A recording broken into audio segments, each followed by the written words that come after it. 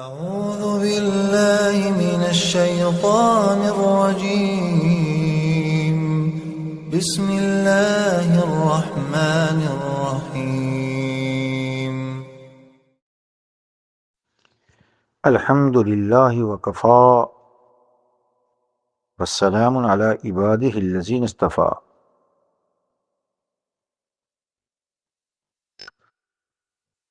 امام ابن ابی شیبہ نے حضرت عطاء بن ابی رباح اور امام طاووس اور امام مجاہد رحمہ اللہ سے نقل کیا ہے،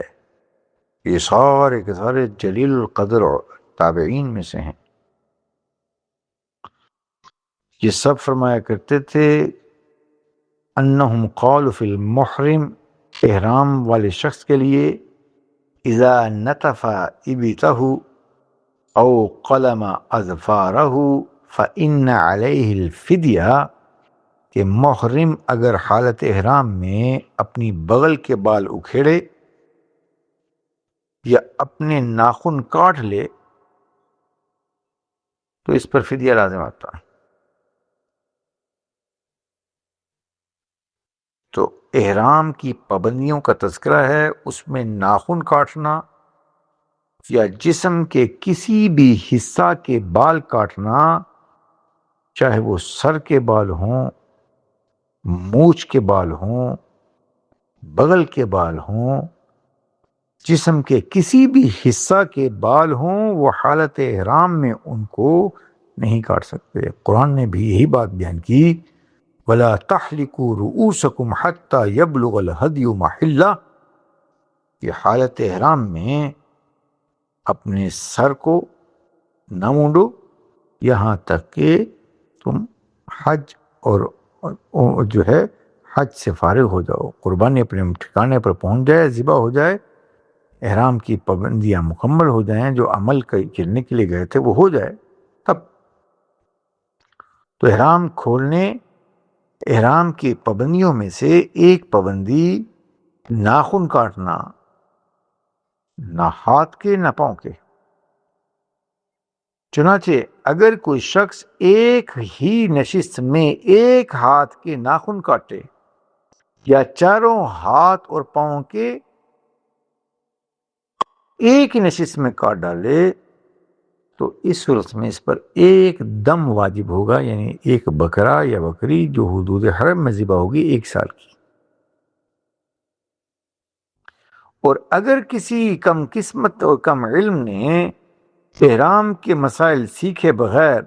ناخن کاٹے، ایک نشست میں ایک ہاتھ کے ناخن کاٹے، دوسری نشست میں دوسرے ہاتھ کے کاٹے، تو پھر یہ الگ الگ غلطیاں ہوں گی۔ پورے عضو کے اعضاء کاٹے ہیں،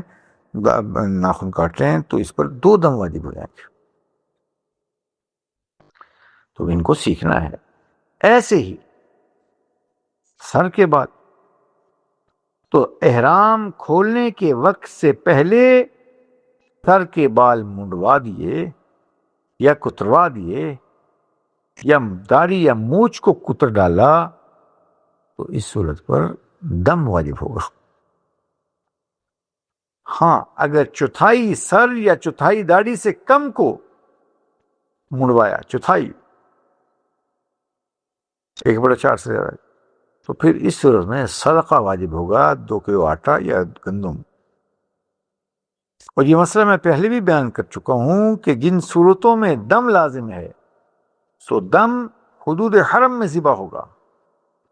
جگہ متعین ہے، وقت متعین نہیں ہے۔ یعنی اگر کوئی شخص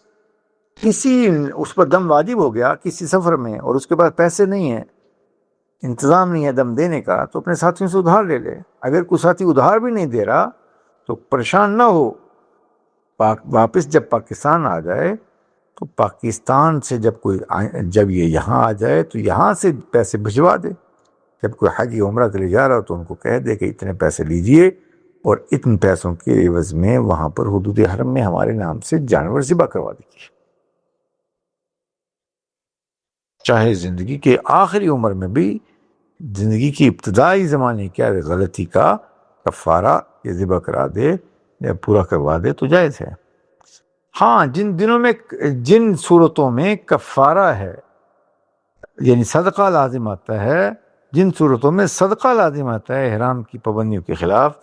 تو 2.25 کلو آٹا یا گندم یا مٹھی بھر صدقہ جن صورتوں میں ہے، اس کے لیے پھر جگہ متعین نہیں ہے۔ ہاں وہ پھر پاکستان میں بھی اس نیت سے دے سکتا ہے کہ وہ جو مجھ پر صدقہ آیا تھا لازم، میں وہ دے رہا ہوں۔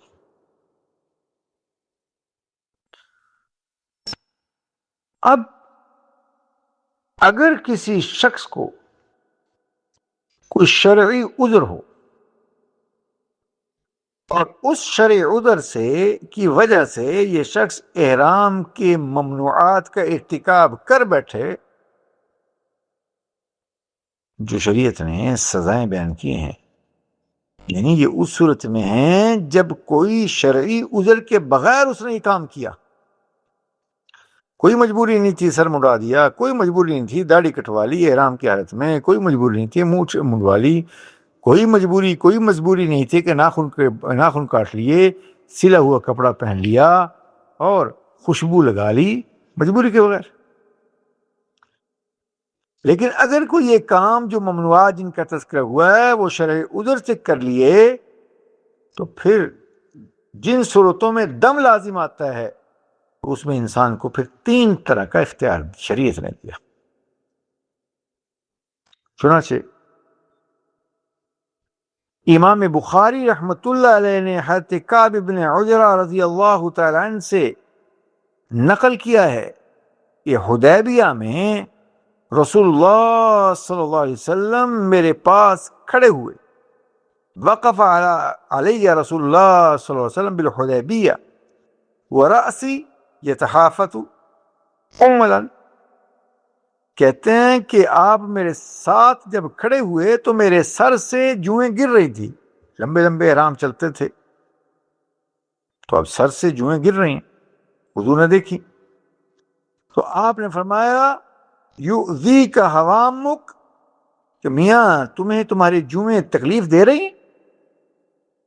قلت نعم، کہ جی ہاں اللہ کے رسول، لیکن کیا کروں احرام میں ہوں۔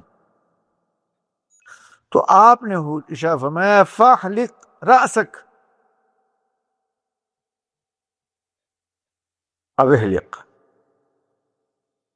تو یا سر مونڈ دے، یا آپ نے کہا کہ سر مونڈ دو ایسی۔ اور پھر قال فی نزلت هذه الآیہ،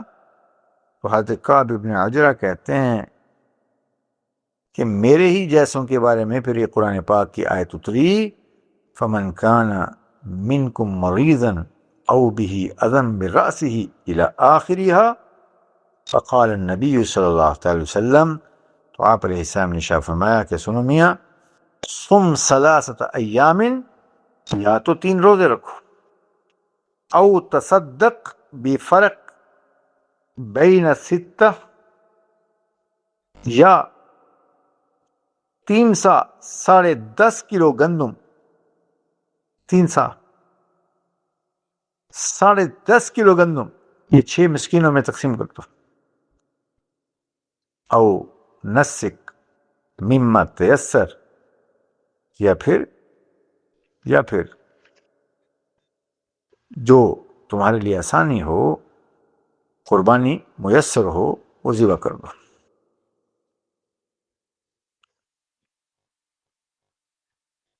جو تمہارے لیے آسانی ہو، اور اگر وہ نہیں کر سکتا تو روزے رکھ لے، 3 روزے رکھ لے۔ تو اب شرعی عذر کیا ہے؟ تو شرعی عذر میں اگر کوئی بیمار ہو گیا یا ایسی جس کی وجہ سے اس کو بیماری کی وجہ سے اس کو کپڑا لپیٹنا پڑ گیا، سر ڈھانپنا پڑ گیا، سخت سردی ہو گئی، سخت گرمی ہو گئی، کوئی پھوڑے پھنسی یا کوئی زخم آ گیا، یا پورے سر کا یا آدھے سر کا درد ہو گیا، سر میں جوئیں پیدا ہو گئیں، یا یہ شخص ایسا بیمار ہوا کہ اسے یہ یقین غالب ہو کہ میں اگر اس اپنے جسم یعنی کپڑے جو ہے میں نے استعمال کر لیے، سلے ہوئے نہ پہن یعنی اتار دیے اور بغیر سلے ہوئے کپڑے پہنے تو سردی کی وجہ سے مجھے بیمار ہو جاؤں گا یا فوت ہو جاؤں گا، تو ایسی صورت میں یہ شرع عذر ہے۔